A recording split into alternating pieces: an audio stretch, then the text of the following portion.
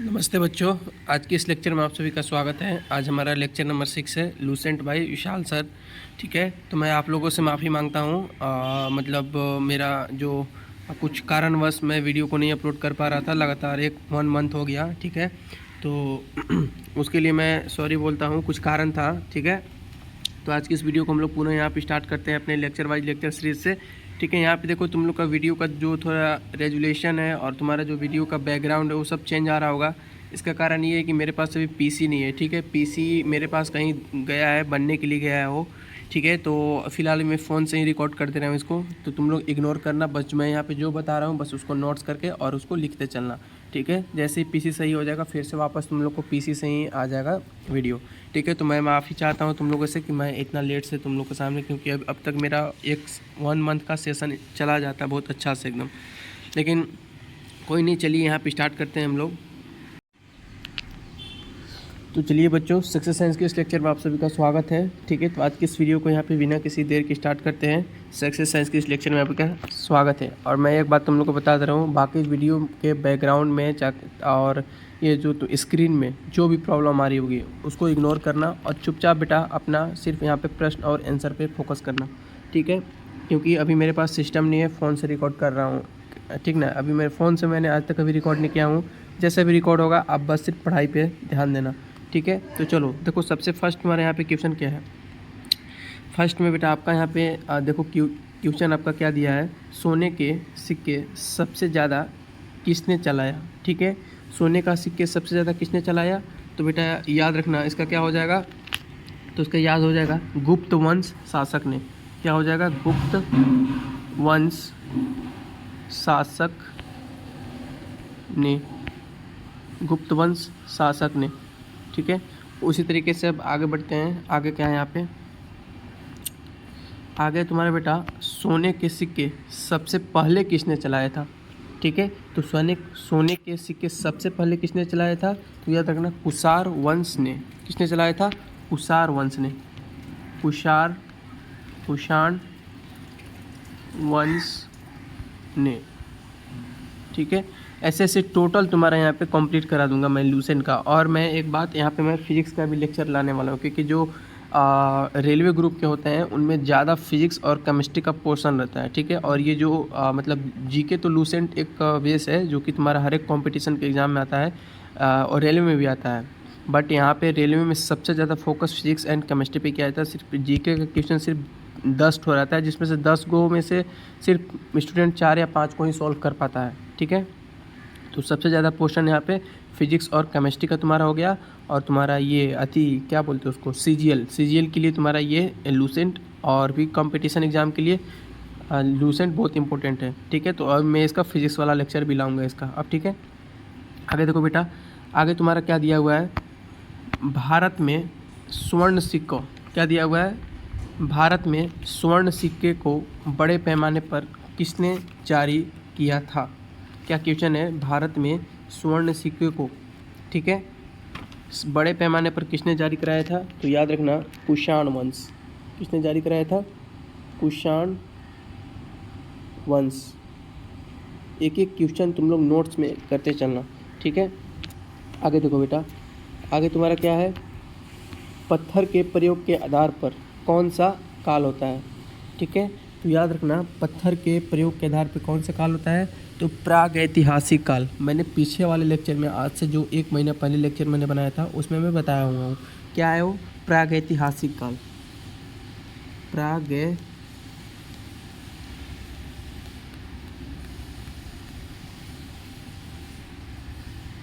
प्रागैतिहासिक काल। ठीक है बेटा, इसी को और एक नाम से जाना जाता है, क्या जाना जाता है, याद रखना पाषाण काल। इसी को नाम से जाना जाता है, पाषाण काल के नाम से भी। ठीक है, अभी हम लोग और आगे जाएंगे तो पढ़ेंगे पाषाण काल के बारे में। ठीक है, तो देखो बेटा, मैं फिर से बता दे रहा हूँ, जितना भी तुम लोग को बैकग्राउंड में प्रॉब्लम आ रही होगी, मेरे को यहाँ पे लिखने में प्रॉब्लम आ रही है, मैं यहाँ पे हाथ से लिख रहा हूँ, मेरे पास पेन टैबलेट नहीं है। ठीक है, तो अभी मैं फ़िलहाल बाहर हूँ। ठीक है, अभी मैं पटना में हूँ, तो इसलिए तुम लोग इसको इग्नोर करना, चुपचाप यहाँ पे बस नोट्स बनाते चलना, जो भी यहाँ पे क्वेश्चन और आंसर मिल रहा है। ठीक है, चलो बेटा, अब देखो हमारा ये क्वेश्चन हो गया। अब देखो थोड़ा सा इसके बारे में सुन लो, पत्थर के प्रयोग के आधार पर कौन सा काल होता है। तो बेटा याद रखना, प्राग ऐतिहासिक काल, पाषाण काल। हमने क्या बताया था, ध्यान से सुनो। हमने बताया था 3 काल बताया था, प्राग ऐतिहासिक काल, आद्य ऐतिहासिक काल, उसके बाद ऐतिहासिक काल। प्राग ऐतिहासिक काल क्या था, जिसमें कोई लिखित विवरण नहीं मिला था। आद्य ऐतिहासिक काल क्या था, पीछे वाले लेक्चर मैंने बताया था ये। आद्य ऐतिहासिक काल क्या था बेटा, लिखित विवरण तो मिला लेकिन उसे पढ़ा नहीं जा सकता है, ठीक है। उसके बाद ऐतिहासिक काल, जिसमें लिखित भी मिला और उसे पढ़ा भी जाता है। तो यहाँ पे क्या क्वेश्चन बोल रहा है, पत्थर के प्रयोग के आधार पर। क्या बोल रहा है बेटा, पत्थर के प्रयोग के आधार पर कौन सा काल होता है, तो प्राग ऐतिहासिक काल होता है। और प्राग ऐतिहासिक काल को ही पाषाण काल के नाम से भी जाना जाता है, इसको याद रखना। और प्राग ऐतिहासिक, एक यहाँ पे भी नोट्स कर लेना तुम लोग, मैं यहाँ पे क्वेश्चन ऐड करना भूल गया हूँ।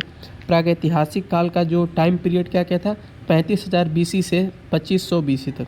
क्या था, 35,000 BC से 2500 BC तक। कुछ देगा क्वेश्चन, प्रागैतिहासिक काल का टाइम पीरियड क्या था, तो 3500 BC से 2500 BC। BC का मतलब मैंने बताया था उल्टा चलता है, before the birth of Jesus Christ, ठीक है।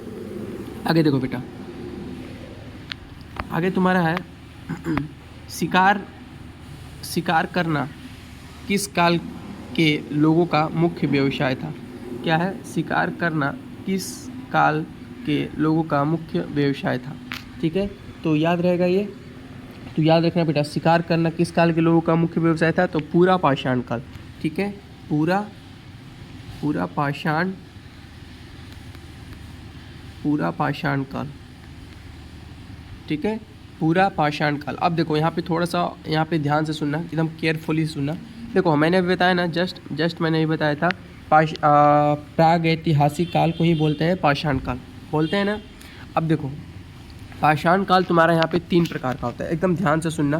मेरे पास सिस्टम नहीं है तो अभी मैं लिख के नहीं समझा सकता हूँ, प्लीज़ इस चीज़ को समझो। कुछ दिन में मेरे पास सिस्टम आ जाएगा, फिर उसके बाद अच्छा से सब चीज़ वही पुराना वाला सिस्टम से ही चलेंगे।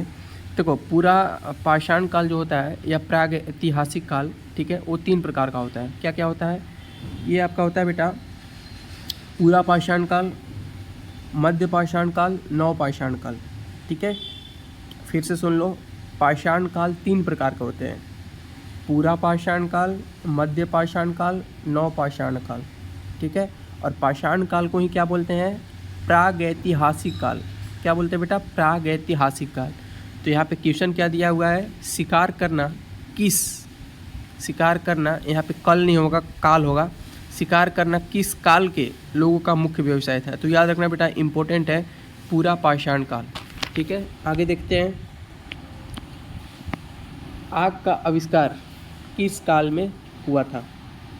क्या बेटा, आग का आविष्कार किस काल में हुआ था, तो याद रखना है ये हुआ था पूरा पाषाण काल में, पूरा पाषाण काल में, ठीक है, पूरा पाषाण काल में। प्रॉपर नोट्स बनाते चलना, ठीक है। आगे देखते हैं, अगला क्वेश्चन क्या है, पशुपालन, ठीक है, पशुपालन की शुरुआत किस काल में हुआ था। पशुपालन की शुरुआत किस काल में हुआ था, तो याद रखना मध्य पाषाण काल में हुआ था, ठीक है, मध्य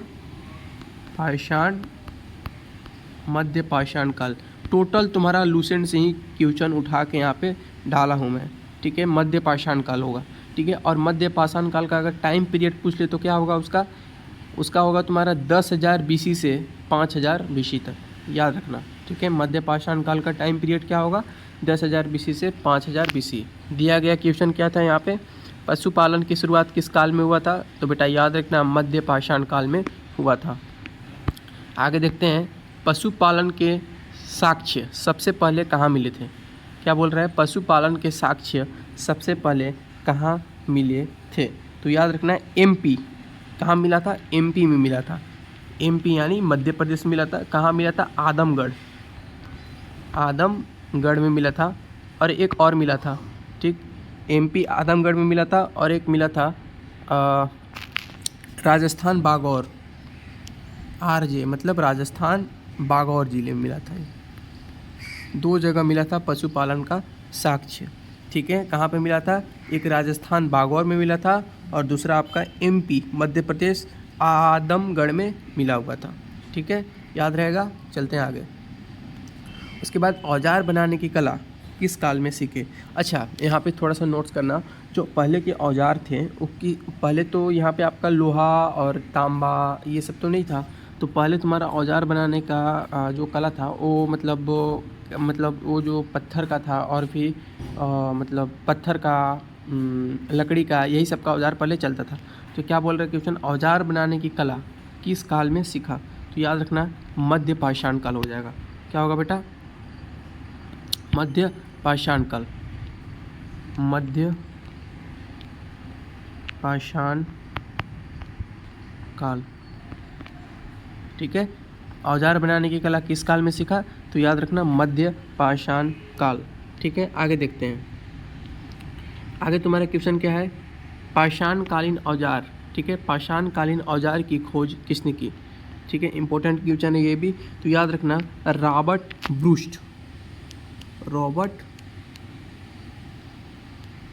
ब्रूस्ट। एकदम इम्पोर्टेंट क्वेश्चन है भाई, VBI क्वेश्चन है ये, वेरी वेरी इंपॉर्टेंट है। ठीक है, इसको याद रखना, पाषाण कालीन औजार की खोज किसने की, रॉबर्ट ब्रूस्ट ने। तो इसने की थी रॉबर्ट ब्रूस्ट ने। ठीक है, आगे देखते हैं।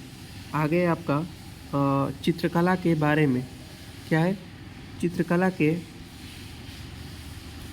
एक मिनट,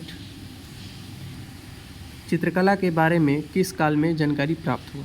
ठीक है बेटा, तो याद रखना चित्रकला के बारे में किस काल में जानकारी प्राप्त हुआ, तो ये भी तुम्हारा मध्य पाषाण काल हो जाएगा। क्या हो जाएगा, मध्य पाषाण काल, मध्य पाषाण काल।